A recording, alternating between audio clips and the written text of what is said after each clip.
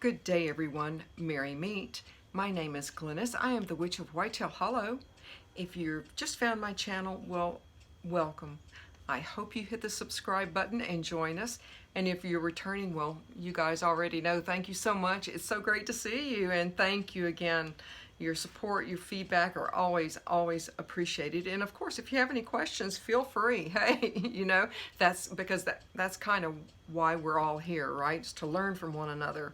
But anyway, I digress. So we are on, wow, day 22 of the October Pagan Vlog Challenge. The subject today is crystals and stones. Now, you guys have seen me work with crystals and stones here and there, and I do wear some, but we'll discuss that in a little bit. But one of the ways that I like to work with crystals and or stones is in my moon water. Every moon cycle, I always charge my water and my crystal and or stone. So it's kind of multitasking, because not only is my water not only charged by the moon, but with the crystal as well. And when I've used my water up, then I've got my crystal totally charged too. So that's really works out really awesomely for me.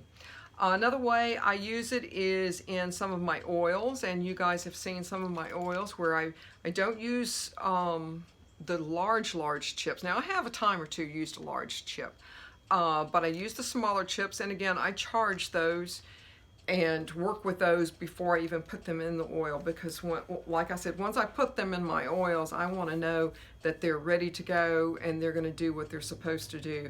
But I definitely put them in my oils. And I also use crystals and or stones in some of my spells, in my candle spells. And I think you guys can probably see here, I do have this prosperity spell. I've got a crystal grid happening, and what I'm going to be doing probably on another video is I'm going to show you guys, because like I said, this one's been working for quite a while, and I've been working this spell for quite a while. And since it's been a successful spell, now if it was anything less than successful, I would never be doing this. But I'll be doing another video, and I'll be showing how to transfer the energy from this candle and this grid to another candle, so I can keep the same action happening for this person. So, but yeah, I definitely use my crystals here, and my monies, and things like that. But one of my favorites, and before I get started on one of my favorites, crystals and or stones that end with N-I-T-E, like kyanite, things like that, are not water friendly.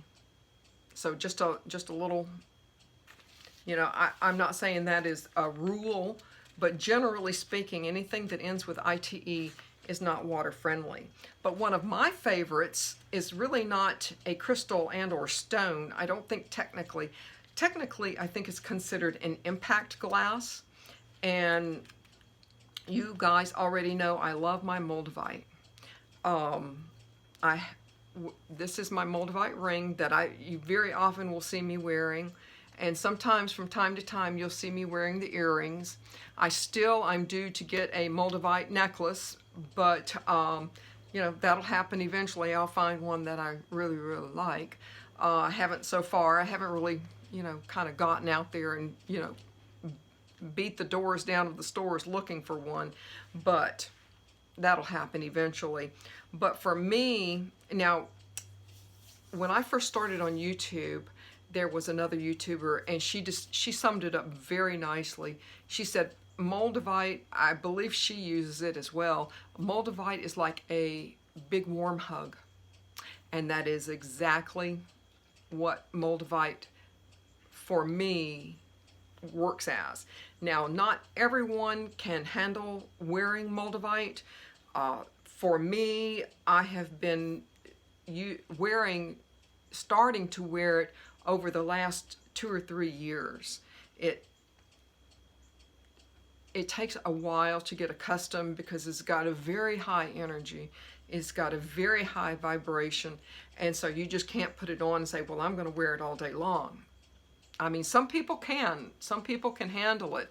I like to work with mine and break it in. Now, I do wear my ring more often than not. My earrings, of course, I don't wear every single day, but it's just one of those things that you kind of have to, kind of get broken in on. But Moldavite protects from any negative energy from accessing your aura. Plain and simple. And I know that this is true. I have, like I said, I've been working with it, and you guys know very well some of the spells and the work that I do. And so that's one of the reasons why I'm so incredibly very well protected, is because I do wear my Moldavite. Now, I do know some people have been known, and I don't do it, some people have been known to use Moldavite in their bath water. I personally don't. I do have Moldavite in my wallet. I keep Moldavite in my wallet all the time. And it helps. It helps you contact your spirit guides, which I have never had any problem contacting my spirit guides, but it is said that it helps in contacting your spirit guides. And it is a stone for your heart. So, in other words, it resolves blockages and it helps to rebalance yourself. And which, again, I can definitely tell you that is absolutely, for me, totally true. And I love my Moldavite. I mean, I honestly, I would swear by it. It rebalances your heart chakra, and it helps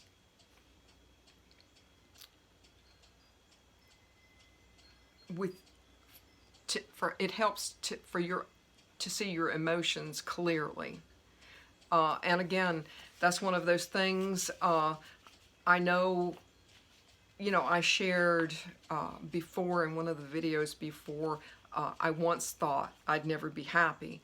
Well, I still stand by what I say there. The last 20 plus years have been just incredible. And again, there's been bumps along the way, but I just feel like with my practice and what I do and with what I'm wearing, it helps protect me, it keeps me grounded, and it's definitely, for me, it's a great protection. So if you guys have any questions, then please, by all means, feel free to ask me. I certainly am no authority on anything, but please feel free to. I hope you guys have a wonderful, marvelous day. Thank you so, so much for joining me. And with that, I will say merry part, but I hope to merry meet again. Goodbye, guys.